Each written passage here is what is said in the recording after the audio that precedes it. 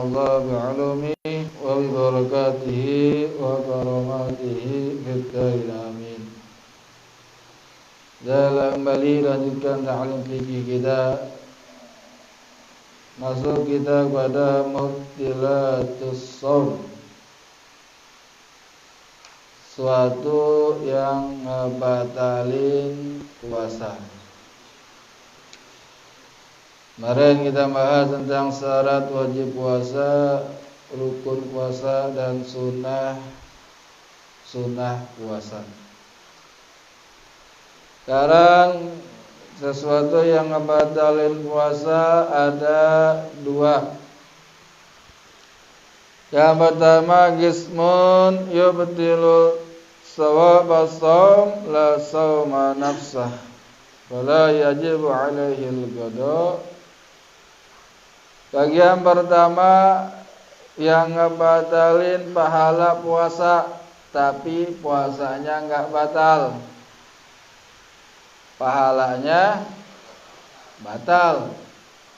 Puasa tapi kagak dapat pahala. Dan enggak wajib qada. Dinamakan dalam ilmu fikih muhbitat. Ada bagian kedua yang ngebatalin puasa, begitu juga ngebatalin pahala puasa. Ini puasanya kagak, pahalanya juga kagak. Maka disebut mufattirat, maka wajib orang yang batal puasanya dan juga batal pahala puasanya wajib qada. Bagian pertama yang ngebatalin puasanya yang ngebatalin pahala puasa, tapi puasanya enggak batal. Sebagaimana yang disabdakan oleh baginda Nabi Muhammad sallallahu alaihi wasallam, kam min shaim laisa lahu min siyamihi illa ju' wal atas. Berapa banyak orang yang puasa enggak dapetin apa-apa dari puasanya kecuali lapar dan haus. Dari terbitnya fajar sampai terbenamnya matahari, dia menahan lapar dan haus, tapi dia enggak dapat pahala puasa. Apa aja yang ngebatalin puasa kita? Dalam hadis riwayat yang lain Rasulullah sabda, khamsun yubtinna shaim. Ada 5 yang ngebatalin pahala puasa kita. Yang pertama, al-kazib. Puasa bohong jalan. Puasa nepu orang jalan. Ya, bohong nepu orang bukan di saat puasa saja, di luar puasa pun hukumnya haram. Tapi kalau di dalam puasa Ramadan, dia haram berbohong atau menipu, dan juga tidak mendapatkan atau mengurangi daripada pahala puasanya. Maka kita hindari lisan kita ini di siang hari untuk bohong. Begitu juga di malam hari, jangan siang hari doang kita bohong, malamnya tetap aja kita. Siang harinya jujur, malam harinya bohong. Yang pertama, al-kadzib. Al-kadzib adalah al-ikhbar bi ghairil waqi, kabar yang tidak terjadi, itu namanya dusta.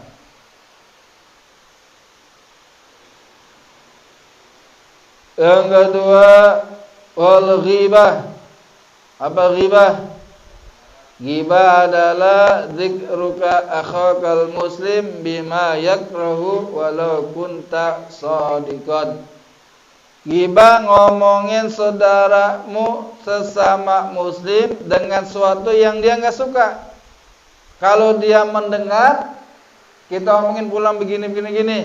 Dan kalau dia mendengar apa yang diucapkan, dia nggak suka, walaupun yang kita ucapkan benar, itu haram, namanya ghibah.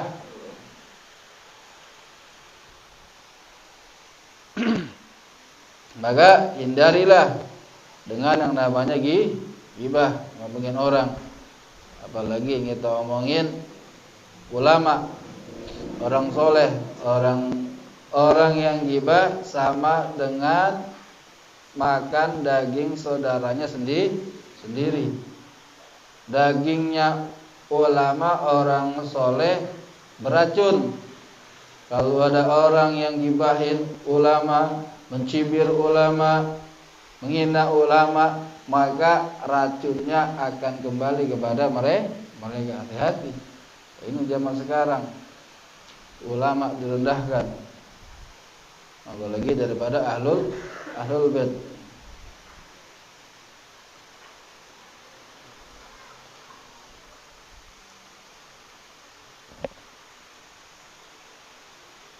Walaupun apa yang kita ucapkan benar.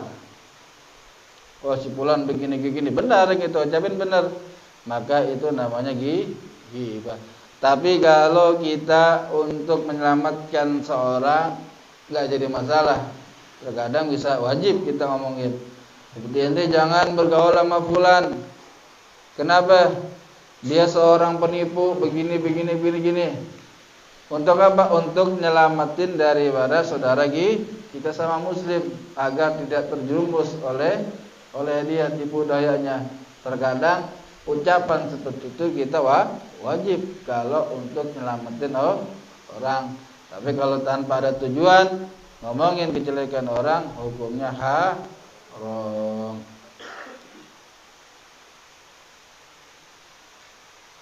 Wan namimah, apa namimah? Naklul kalam bi qasdi qa'il fitnah, memindahkan ucapan dengan tujuan menjatuhkan fitnah atau ngadu domba. Itu namanya namimah. Biar A dengan si B itu terjadi keributan atau terjadi perpecahan daripada silaturahmi, itu namanya namimah, adu domba. Wa nadhru bis sahwat, dan memandang dengan syahwat, itu dapat ngurangin pahala puasa kita walaupun bini kita sendiri. Lah kan halal kalau malam. Kalau kita lagi puasa Ramadan, ini bisa ngurangin daripada pahala. Nyium bini dengan syahwat hukumnya makruh. Ya, kalau sampai terjadi hubungan suami istri itu haram. Memandang dengan syahwat hukumnya makruh. Kita pandang mau punya bini Ramadan jangan pakai daster, suruh rapat bajunya deh. Apalagi diajak bercanda baju ya, siang-siang bercanda bini, repot. Jangan bercanda malam. Memandang dengan syahwat apa ini sama bini, apalagi sama orang lain, bukan makruh. Sama bini hukumnya makruh, dapat mengurangi pahala puasa kita. Tapi kalau sama perempuan lain yang bukan halal bagi kita, hukumnya haram. Hanya kan ngabuburit kemana-mana, ngabuburit nungguin maghrib, wah elah. Itu ngeranji kan buat buka aurat atau apa, ngurangin pahala kita. Udah ngabuburit, besok mah kita di sini aja deh. Habis asar kita ngaji jam 4 sampai setengah 6, udah ngabuburitnya masya Allah tuh. Duduk ngaji, kita punya program saban hari sampai 20 hari, pelangnya udah ada di depan tuh, program pelajaran yang akan kita kaji di bulan Ramadan. Deh, jangan ayam-ayaman kalau sore dah, ngurangin pahala puasa. Apalagi nongkrong kok bulan Ramadan, gak sengaja ngomongin orang. Wal yaminul kadzibah, dan sumpah palsu. Nah, ini 5 hal yang dapat mengurangi pahala puasa kita. Yani sesuatu perbuatan maksiat di siang hari di bulan Ramadan haram maupun di malam hari. Tapi kalau di siang hari plus haram, begitu juga dapat mengurangi pahala puasa kita. Ya, kalau semakin banyak kita melakukan maksiat, ya semakin habis pahala puasa kita. Yang kita dapat hanya nahan lapar dan haus. Pergunakan bulan Ramadan dengan sebaik-baiknya. Kita nggak bisa baca Quran, ya jangan gitu. Orang puasa tasbih, diamnya tasbih, apalagi tasbihnya, apalagi bacaan Qurannya. Kalau kita nggak bisa memberikan manfaat kepada orang, minimal jangan kita berbicara yang membuat orang memberikan madarat kepada orang.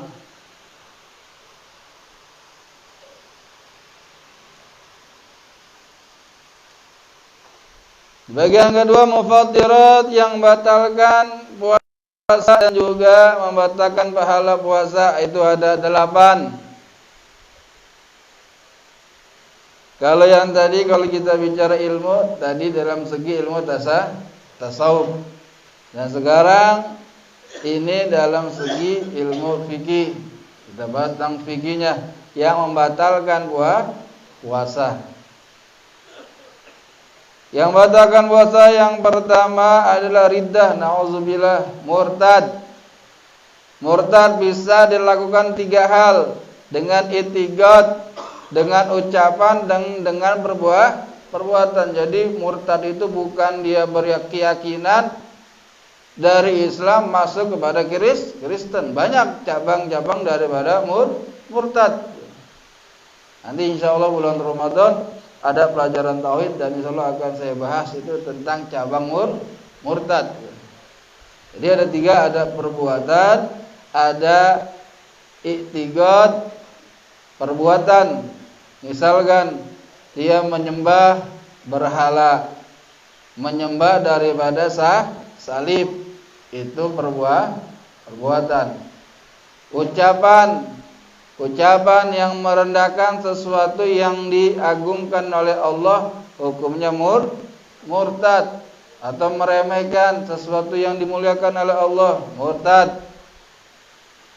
Atau juga i'tiqad, dia ragu di dalam ketuhanan Allah Subhanahu wa taala, itu pun murtad.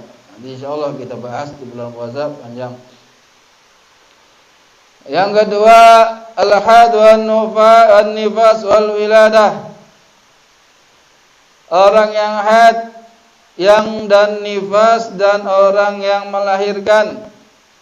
Haid, keluar darah walaupun ingin beberapa menit lagi ingin beduk maghrib, keluar darah haid bagi wanita, maka batal puasanya. Begitu orang nifas dan orang yang wiladah, yang melahirkan. Lagi puasa dia melahirkan, walaupun nifasnya sebentar, maka batal puasanya. Wal junun walau lahdatan, dan orang gila walaupun sebentar, ketika lagi puasa hilang dia punya akalnya total, maka batal puasanya. Walaupun cuma sebentar, lalu dia sadar lagi akalnya, maka batal puasanya. Tidak ada qada dan tidak ada fidyah. Ini bagi orang gila. Orang gila, kalau orang nifas, haid, dia ada qada tapi enggak ada fidyah.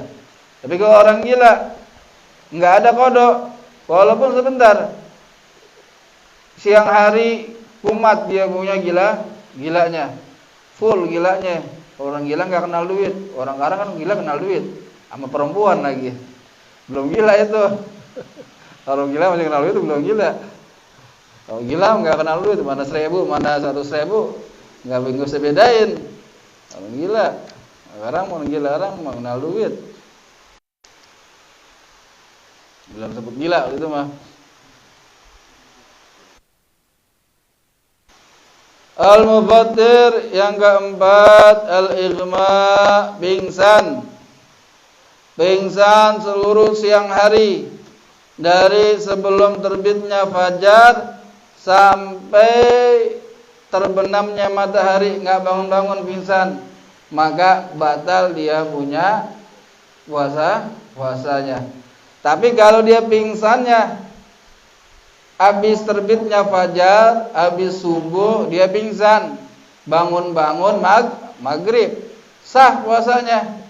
Yang penting dia dapetin sebentar waktu ketika dia puasa. Atau sebelum fajar dia pingsan, bangun siang hari atau pagi hari sebentar, melek doang, lalu pingsan lagi, maka bangun-bangun maghrib, maka sah dia punya puasa. Yang penting selama dia mendapatkan waktu di saat berpuasa walaupun sebentar, maka sah dia punya puasa. Pingsan yang membatalkan puasa seluruh siang hari dari terbitnya fajar sampai terbenamnya matahari. Sama begitu juga tidur. Tidur sebelum maghrib, sebelum subuh tidur, bangun-bangun maghrib, sah nggak? Kagak sah, bukan makruh lagi, kagak sah. Ya siang hari sampai full tidur seharian. Kalau dia masih melek aja sebelum subuh dia tidur, bangun-bangun siang itu mendusin gitu dah. Jam berapa? Jam 1 jam mendusin sebentar, tidur lagi. Bangun-bangun maghrib, kebluk tidur ya. Sah tidur masih. Salat zuhur kagak, asar kagak, atau salat orang. Sah. Yang penting dia sama, pingsan tidur ya sama. Yang penting dia masih mendapatkan waktu ketika dia berpuasa. Enak banget puasa begitu ya. Sebelum subuh udah tidur. Bangun-bangun melek menusin doang bentaran, biar dia puasnya sah, tidur lagi, bangun-bangun mendung maghrib, malam begadang lagi. Tahu kerjaan siapa gitu tuh? Kalau tidur lagi susah dibangunin.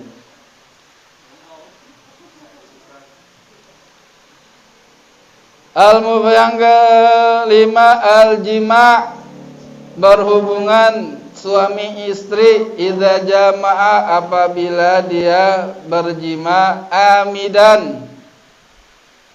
Berjima walau biduburin au bahima, walaupun naudzubillah di dubur ataupun kepada binatang, maka batal puasanya.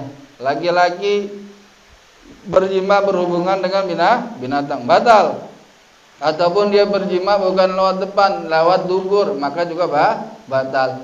Amidan, secara sengaja. Aliman bitahrim, kalau amidan sengaja, jarang kalau orang jima enggak sengaja, enggak tergambar.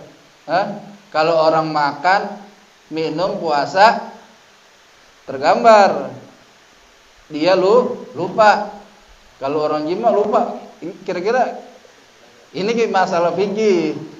Mungkin teman 1000 banding 1 dah yang dapetin dah. Tapi jangan akal-akalin, gua lupa itu. Susah diakalin ya. 1000 banding 1 yang orang lupa ketika dia jima di siang hari bersama istrinya. Alim bitahrim, dan dia mengetahui ini haram ketika jima di siang hari. Mukhtaron, enggak ada yang maksa. Kalau dipaksa enggak batal. Batala shaumuhu, maka batal puasanya. Jadi idza afsada shaumu fi Ramadan, kalau rusak puasanya di bulan Ramadan, maka wajib kafarah. Apa kafarnya di bulan Ramadan? Kalau rusak puasanya di selain bulan Ramadan, atau dia qada Ramadan, atau kafarah atau nazar yang wajib, dia rusak dengan jima, enggak ada kafarah. Tapi kalau dia rusak puasanya dengan sebab jima di bulan Ramadan, yauman kamilan, maka sehari full. Yani apa? Habis jima terus sampai maghrib dia enggak gila atau enggak meninggal, maka kena kafar. Kalau dia habis jima enggak lama mati, kena kafar enggak? Atau habis dia jima enggak lama gila, yauman kamilan, jadi sehari sempurna sampai dia jima, dari dia jima sampai dia maghrib enggak gila atau dia enggak meninggal. Bijima dengan rusaknya ini dengan sebab jima, bukan dengan sebab bijima hitam, dengan jima yang sempurna. Apa jima yang sempurna? An yudkhila jamil hasafah, bahwasannya masuk seluruh hasafah. Apa hasafah? Hasafah ini adalah kepala zakar. Ketika seorang puasa di bulan Ramadan, masuk kepala zakarnya ke farji istrinya, maka dia kena kafarah, batal puasanya. Jadi kepala enggak harus satu batang. Yani kalau kepala zakar aja masuk depan atau bagian belakang, maka batal. Dan rusaknya dengan sebab jima. Ketika dia lagi puasa, batal puasanya dengan sebab jima. Tapi kalau dengan sebab lainnya, tapi jangan amal ini. Kalau dengan sebab lainnya enggak batal, seperti dia bulan Ramadan, dia makan atau minum, batal enggak? Ketika dia bulan Ramadan minum, dia batal. Lalu dia jima, batal dengan sebab apa? Batal dengan sebab minum, bukan dengan sebab jima. Maka kalau yang ini enggak kena kafarah. Kenapa? Karena batalnya ini dengan sebab minum atau dengan sebab makan atau memasukkan suatu benda ke rongga yang berlubang, maka batal. Lalu dia berjima, itu enggak kena kafarah. Tapi jangan diamalin, wah minum dulu baru jima, diamalin lagi. Karena banyak persepsi masyarakat bahwasanya dia hanya secara global jima di bulan Ramadan kena kafarah. Iya, kena kafarah. Kalau rusaknya ini dengan sebab jima. Kalau rusaknya dengan sebab yang lain, dia makan dulu baru jima, enggak kena kafarah. Dan yang kena kafarah ini laki-laki. Kalau perempuan tidak kena kafarah. Kenapa perempuan tidak kena kafarah? Karena tatkala perempuan masuk setengah daripada kepala zakar, maka batal puasa perempuan dengan sebab kemasukan sesuatu, bukan sebab dengan berhubungan. Setengah nih. Kalau kita setengah, laki masuk setengah kepala zakarnya, belum batal puasanya. Tapi kalau perempuan udah batal. Makanya perempuan dia enggak kena kafarah, tapi bisa perempuan ini dia kena kafarah. Seperti apa? Seperti perempuan dipaksa oleh suaminya. Ketika dia dipaksa oleh suaminya, masuk zakar suaminya. Ketika masuk dipaksa, udah enggak mau. Bang ini lagi puasa Ramadan, dipaksa juga akhirnya masuk. Kalau udah masuk, berarti apa? Ketika masuk batal enggak nih perempuan? Belum.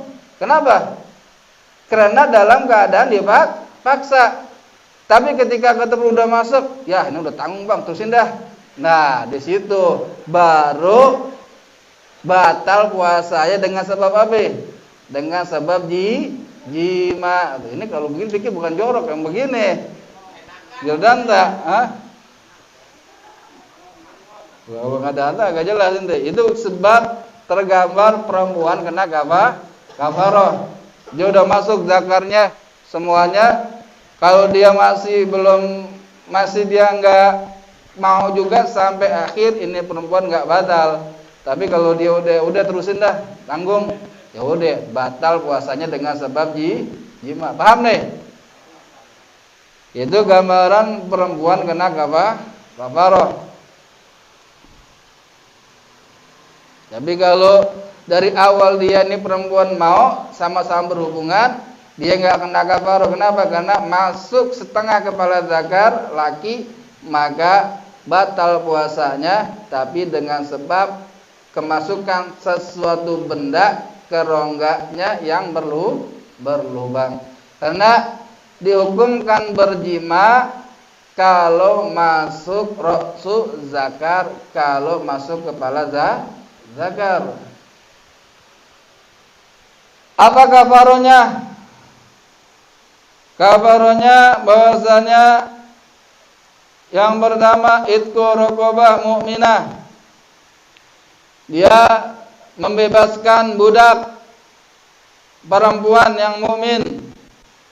Tapi sekarang nggak ada budak. Yang kedua, berpuasa 2 bulan berturut-turut. Nggak boleh batal walaupun sakit. 2 bulan 60 hari. Hari ke-59, hari ke-60 terakhir dia puasa. Tiba-tiba maka dia dari ulang lagi itu. Beratnya kafarah orang yang jima di bulan Ramadan. Atau dia pas pertengahan dia sakit. Sakit kan boleh bagi orang yang puasa untuk batal.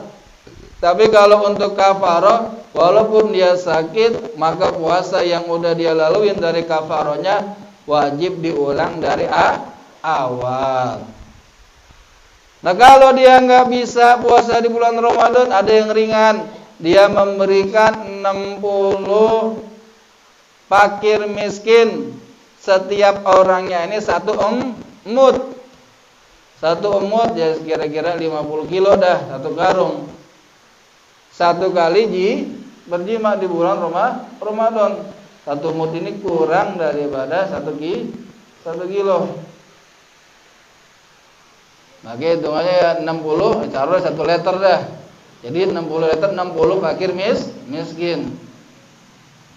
Kalau nggak bisa juga, puasa nggak bisa, bayar kafarah, agak punya duitnya. Ada sahabat, ya Rasulullah, saya telah merusak Ramadan saya dengan berhubungan, berjima, kata Rasulullah. Puasa kafarah 2 bulan turut-turut. Saya nggak sanggup ya Rasulullah. Kalau kamu nggak sanggup, yaudah kamu memberikan 60 fakir miskin, setiap 1 orang 1 emut. Ya Rasulullah, ya, saya juga orang paling fakir di kampung saya, gimana mau ngasih orang fakir miskin?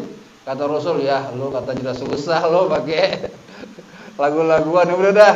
Kata Rasulullah, bebas deh ente. Nah juga ada yang mengatakan ulama, kalau dia emang nggak mampu juga, ada yang mengatakan masih ada tanggungannya, tapi ada yang mengatakan dia bebas. Kalau memang benar-benar dia nggak mampu, itu ada gaul daripada ulama.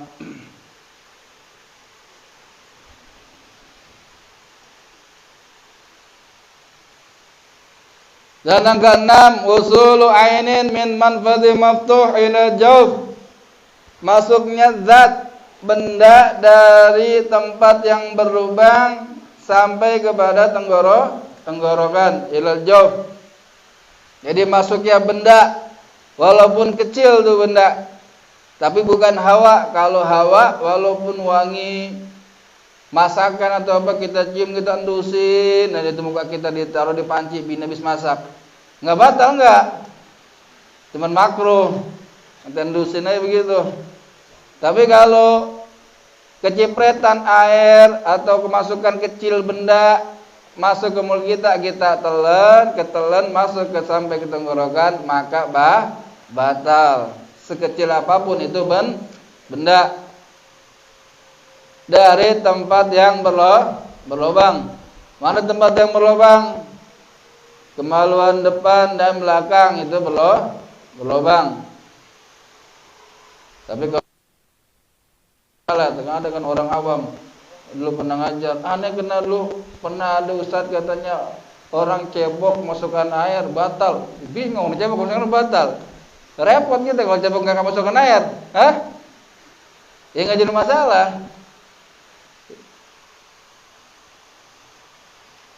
Tempat yang berlubang adalah mulut kita, dan kemaluan depan dan kemaluan belakang, itu rongga yang berlubang. Dan Imam Syafi'i juga mengatakan mata juga termasuk yang berlubang, dan Imam Ghazali juga termasuk kuping juga termasuk suatu yang berlubang. Imam Syafi'i, jadi ketika kita pakai lagi puasa, ketika sakit mata jangan kita pakai tetes mata. Kenapa? Ini bisa membatalkan puasa. Atau juga ketika kita lagi puasa, Imam Ghazali mengatakan kuping juga termasuk rongga yang berlubang. Jangan ngorek kuping terlalu dalam, itu bisa ngebatalin puasa.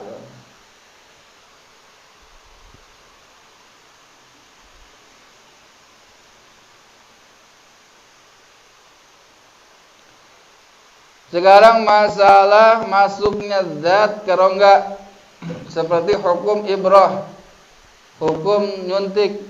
Ketika kita lagi nyuntik, ketika lagi sakit di bulan Ramadan.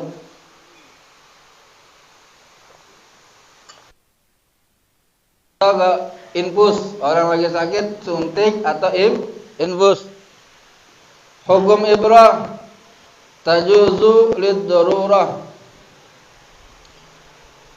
Ada yang mengatakan boleh karena darurat. Tapi juga ada yang mengatakan innaha betul mutlaqon. Ada juga yang mengatakan batal puasanya mutlak. Ada yang mengatakan kalau kita bisa berobat, kalau disuntik malam hari kita lakukan malam. Tapi kalau kita emang nggak bisa kecuali siang hari, ya udah. Ada yang mengatakan boleh, seperti vaksin sekarang kan lagi rame. Sekarang MUI udah mengeluarkan fatwa bahwasanya karena darurat boleh vaksin di siang hari Ramadan. Tapi MUI merekomendasi pemerintah untuk vaksin itu di malam hari kalau bisa. Ini MUI.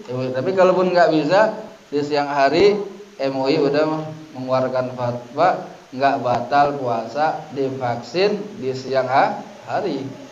Ya mereka ya lembaga kredibel sebagai perwakilan umat, kita ikutin. Ya kalau emang ini untuk darurat nggak jadi masalah.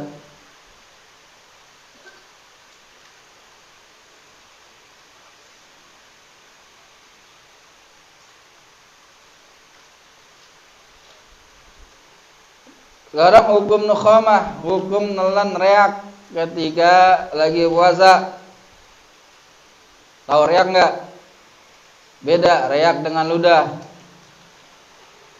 Apabila ini balgham, reak udah sampai had batasan zahir, kita telan, kita batal puasa.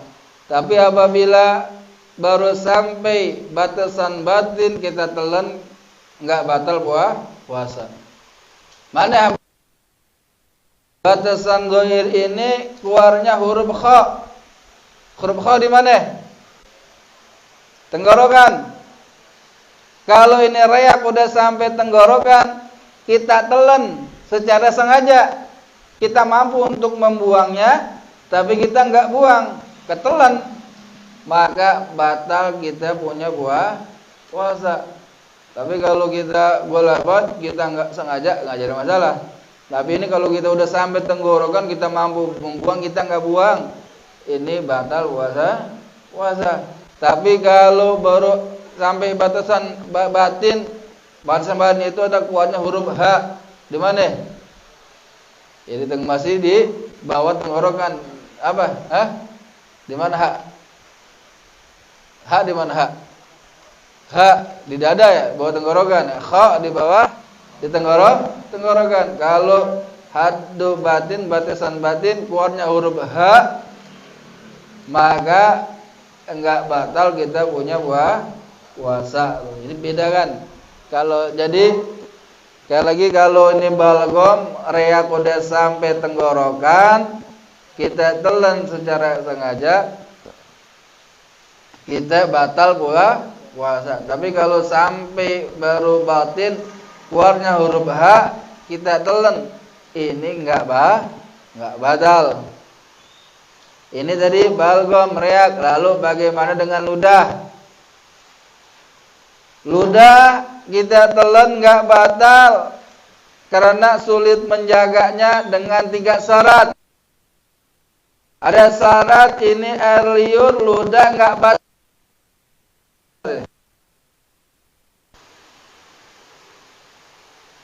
Yang pertama ini ludah, air liur kita kholison, murni, enggak kecampur apa-apa. Kalau ini ibtal arik, kalau kita ketelan rik kecampur sesuatu, maka batal kita punya puasa. Seperti yang terjadi kholis ini masih di dalam mulut kita. Kita gigit jari, basah enggak? Balikin lagi. Ini ada sesuatu, ini bukan berarti apa? Lisa air liur kita ini dalam bukan kholis, bukan murni. Kenapa? Karena udah ada campuran yang masuk ke dalam. Karena air liur ini selama kita masih di mulut itu disebut air liur. Tapi kalau udah keluar air liur, itu bukan air liur lagi. Maka ketika kecampur, maka hukumnya batal. Makanya kalau puasa jangan gigitin gigi atau gigitin pulpen basah, kita masukin lagi, batal kita punya puasa. Kenapa? Ini basah, udah air luar, udah. Selama dia masih dalam mulut kita nggak jadi masalah. Atau juga an yakuna dari min ma'dini, apa ma'dini perut besar itu termasuk lisan dan mulut. Tapi kalau ini sudah sampai lidah, sampai hufratis syafati, bibir kita ini merah, ini air liur kita mainin keluar sampai bibir kita, telan lagi, batal kita punya puasa tuh. Air liur kita mainin, udah sampai lidah, sampai bibir kita telan lagi, ini batal. Tapi selama masih di mulut atau di lisan, walaupun kita kumpulin ini banyak, aus, telan lagi, kalau doyan nggak jadi masalah. An yakuna tahiran, dan juga suci, tidak kecampur najis. Misalkan ada gusi berdarah atau apa kecampur najis, ya kita bersihkan. Jadi itu boleh. Jadi itu syarat air liur ketelan boleh dengan 3 syarat. Paham nih? Sekarang hukum masuknya air di tengah mandi. Ketika kita mandi, masuk air ke rongga kita tanpa sengaja. Bagi orang berpuasa ini ada perinciannya. Kalau ini mandi yang diperintahkan, yang disyariatkan seperti mandi wajib atau mandi sunnah seperti mandi hari Jumat. Sebelum Jumat kita mandi, nawaitu ghusla sunnah, aku niat mandi sunnah untuk menghadiri sholat Jumat. Kalau kita mandinya yang dianjurkan mandi wajib atau mandi sunnah, enggak batal puasa kalau kita mandinya pakai gayung. Kita mandinya pakai gayung enggak batal kalau kemasukan air enggak sengaja. Tapi kalau kita mandinya nyelam, ngobak, maka batal. Karena orang puasa makruh mandinya ini nyelam atau ngobak. Ngobak dia mandi berenang, kemasukan air walaupun dia mandi wajib. Karena makruh orang puasa ini dia ingomas, yani apa? Nyelam atau dia berenang. Tapi kalau mandinya nggak ada perintah dalam syariat, ya mandi biasa gitu, mandi biasa, bukan mandi wajib, bukan mandi sunnah, maka batal puasa apabila kemasukan air sekalipun dia nggak sengaja. Sama aja dia mandinya dengan gayung, apalagi mandinya dengan cara nyilam tuh. Jadi hati-hati kalau kita mandi biasa nih. Kalau kita mandi biasa, kemasukan air sengaja atau enggak sengaja, maka batal. Fa in lam yata'ammad, sekalipun dia enggak sengaja, mau dia mandinya pakai gayung atau dia mandinya nyelam. Apalagi itu nyelam. Lalu gimana hukum kemasukan air ketika kita lagi wudu, berkumur-kumur atau masukkan air ke dalam hidung? Apabila kumur-kumurnya ini diperintahkan di dalam wudu atau mandi, kita lihat, kita kumur-kumur atau masukkan air ke dalam hidung. Gimana kalau kemasukan air? Wa illam yubalik, kalau dia enggak berlebih-lebihan, berkumur-kumur, enggak batal puasanya. Sunnah berkumur-kumur ini kita mubalaghah apa? Seperti kumur-kumur pakai sampai korok, itu sunnah. Ketika kumur-kumur wudu ini kita sampai korok aja. Kita muntahin, kita keluarin lagi itu sunnah. Tapi kalau di dalam puasa mubalaghah hukumnya makruh. Kita masukkan air ke dalam hidung, sunnahnya sampai mana? Nih, sampai batang hidung, khesum. Sunnahnya afdhalnya sampai batang hidung. Yang pertama perih, kalau orang dia biasa, maka Rasul katakan dia jauh terhindar daripada penyakit pilek, karena keluar dari itu virus semuanya deh. Nah, kalau dia berkumur-kumur atau masukkan ke dalam hidung tanpa berlebih-lebihan, enggak batal puasanya kalau kemasukan air dari hidung atau mulut. Tapi kalau dia mubalaghah yang enggak karena makruh orang puasa mubalaghah di saat kumur-kumur, maka batal dia punya puasanya. Yang terakhir, yang ketujuh, bahwasanya yang ketujuh, keluar mani, maka batal puasanya orang yang keluar mani. Yang kedelapan terakhir, al-istighaah, muntah. Muntah juga ada perinciannya. Muntah ini yubtilu, batal walaupun secara sengaja. Muntah ini adalah makanan yang kembali setelah melewati halak tenggorokan kita, walaupun yang keluar air, sekalipun enggak berubah warna dan rasanya. Setelah minum atau makanan kalau udah masuk ke tenggorokan kita, lewat tenggorokan kita balik lagi, itu namanya namanya muntah. Enggak harus muntah dari perut, walaupun baru sampai tenggorokan, balik lagi walaupun bentuknya air. Ya, ini enggak berubah warnanya, rasanya enggak bau, rasanya rasa air, warnanya juga warna masih bening. Maka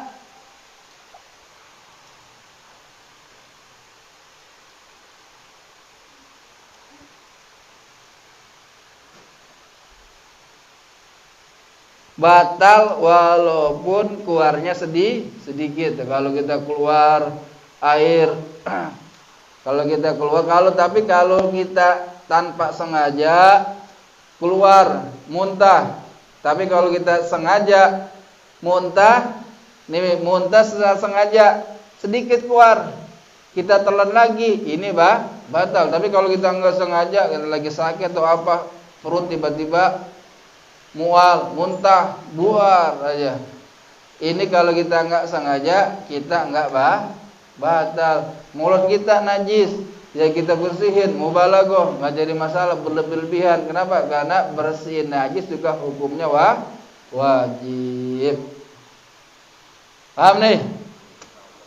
Ini 8 perkara yang batalin puasa kita. Ini biar kita paham puasa, biar kita tahu ilmunya, jangan puasa-puasa aja. Ibadah kalau kita dengan ilmu kan semuanya dengan enak.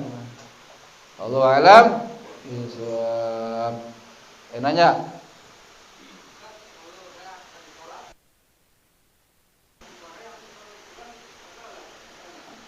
Itu walaupun kita lagi sholat, keluarin nggak jadi masalah. Kita atas lampai kita ingin keluarin nggak jadi masalah. Hah? Kalau kencing nggak boleh lagi sholat. Tapi kalau ngeluarin ayak nggak jadi masalah. Tapi kalau kencing nggak boleh. Kalau kita sholat Allah, karena apa? Sama-sama kita menjaga wajib. Sholat menjaga wajib, tapi menjaga sholat juga hukumnya wajib, nggak jadi masalah. Kita lagi sholat, kita bawa selampai, kita keluarin sedikit, udah kantongin lagi, nggak jadi masalah. Nggak sholat. Baru kalau kita ketelan, batal. Kalau reak udah sampai tenggorokan, ini batal. Hah? Bangkis.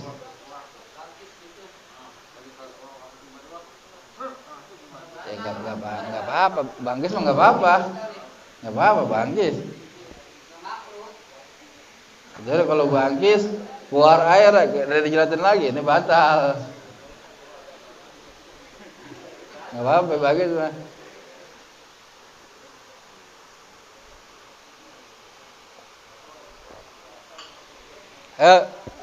Lah, mumpung ini udah terakhir deh. Besok kita udah penutupan. Hah?